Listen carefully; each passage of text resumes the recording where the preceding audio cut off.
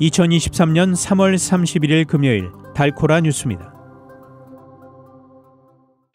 도널드 트럼프 전 대통령이 역대 전현직 대통령 가운데 처음으로 형사 기소되는 불명예를 안았습니다.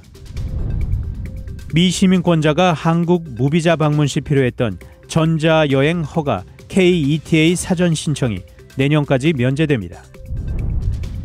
연방준비제도의 은행권 긴급 대출이 지난주 감소하면서 실리콘밸리 은행 파산 등으로 인한 금융권 불안이 다소 진정되고 있다는 관측이 나왔습니다. 지난해 총기 사고로 다쳐 병원 응급실에 이송된 아동이 매주 약 40명씩 발생한 것으로 조사됐습니다.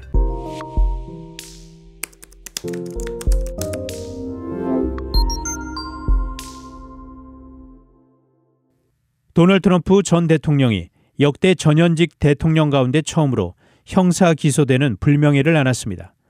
트럼프 전 대통령은 오는 2024년 대선 출마를 공식 선언하고 공화당의 대선 후보 경선에 뛰어든 상태여서 이번 기소는 차기 대권 레이스에 어떤 시기로든 영향을 미칠 것으로 예상됩니다. 뉴욕 맨하튼 대배심은 어제 포르노 배우에게 성추문 입막음을 위한 돈을 지급했다는 의혹과 관련해 트럼프 전 대통령의 기소를 결정했습니다.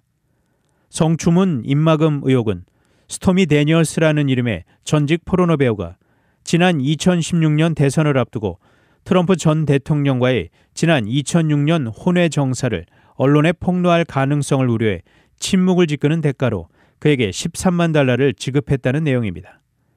특히 이 과정에서 트럼프 전 대통령은 보상금을 법률 자문 비용이라고 기재해 기업 문서 조장을 금지한 뉴욕주 법률을 위반했다는 혐의를 받고 있습니다. 한편 트럼프 전 대통령은 내달 4일 맨하탄에 위치한 뉴욕주 지방법원에 출석할 것으로 전망됩니다. 미 시민권자가 한국 무비자 방문 시 필요했던 전자여행 허가 KETA 사전 신청이 내년까지 면제됩니다. 한국 정부는 외국인 관광객 유치 활성화를 위해 미국, 일본, 대만 등 22개국 외국인을 대상으로 오는 4월 1일부터 내년 말까지 KETA 없이 입국할 수 있도록 할 계획입니다. 한국 정부는 29일 윤석열 대통령 주재로 비상경제 민생회를 열고 이런 내용을 포함한 내수 활성화 대책을 발표했습니다. 한국 정부는 입국자 수는 많지만 입국 거부율이 낮은 국가를 대상으로 KETA를 면제해 올해 외국인 관광객 1,000만 명을 유치한다는 계획입니다.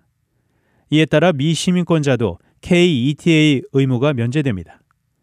다만 입국 신고서 작성 생략 등 KETA 신청에 따르는 혜택을 원할 경우 기존처럼 출국 72시간 전 KETA를 신청할 수 있으며 수수료는 1인당 10,000원입니다.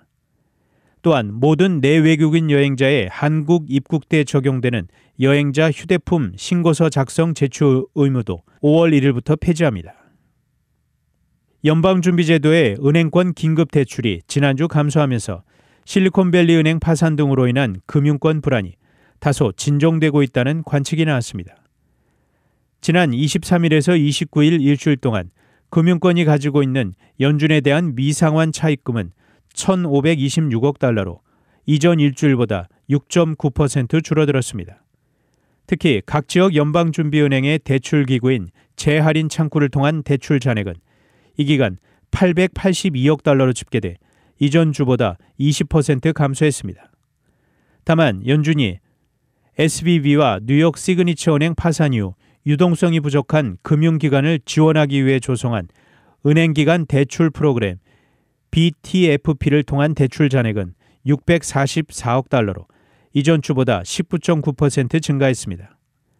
블룸버그 통신은 연준의 긴급 대출 규모가 감소했다는 것은 은행 파산에 따른 시장 불안을 잠재우기 위한 정책 당국의 노력이 어느 정도 효과를 내고 있다는 의미라고 설명했습니다.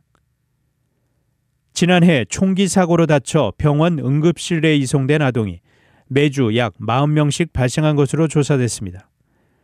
어제 질병통제예방센터 CDC가 발표한 코로나19 전후 총기 부상으로 인한 응급실 방문 통계 보고서에 따르면 지난해 0세에서 14세 아동이 총기 사고로 응급실에 온 건수는 매주 평균 40.4건으로 집계됐습니다. 이는 2019년 같은 이유로 응급실을 찾은 아동의 주간 평균치인 28.8건보다 40.3% 증가한 수치입니다. CDC는 이 같은 통계 수치가 2020년 발발한 코로나19 사태 이후 두드러진 변화를 보였다면서 코로나19 기간 가정 내 고립과 정신적 불안이 커진 상황이 총기 사고 증가에 영향을 줬을 것으로 분석했습니다. CDC는 총기 보관을 안전하게 하도록 사회, 경제적 지원을 강화하고 지역사회의 물리적 환경을 개선하는 등 총기 부상을 예방하기 위한 포괄적인 접근이 필요하다고 강조했습니다. 단신 뉴스입니다. 윤석열 대통령의 국정 지지율이 4개월 만에 최저치로 떨어졌다는 여론조사 결과가 31일 나왔습니다. 고 전두환 전 대통령의 손자 전우원 씨가 31일 5.18 민주화운동 단체를 찾아 무릎을 꿇고 사죄의 뜻을 밝혔습니다. 블라디미르 푸틴 러시아 대통령이 14만 7천 명 규모의 병력을 소집하는 정례 봄 징병령에 30일 서명했습니다. 아르헨티나에서 살인적인 인플레이션으로 국민들의 고통이 가중되고 있습니다. 지금까지 3월 31일 금요일 달코라 뉴스 최은준이었습니다.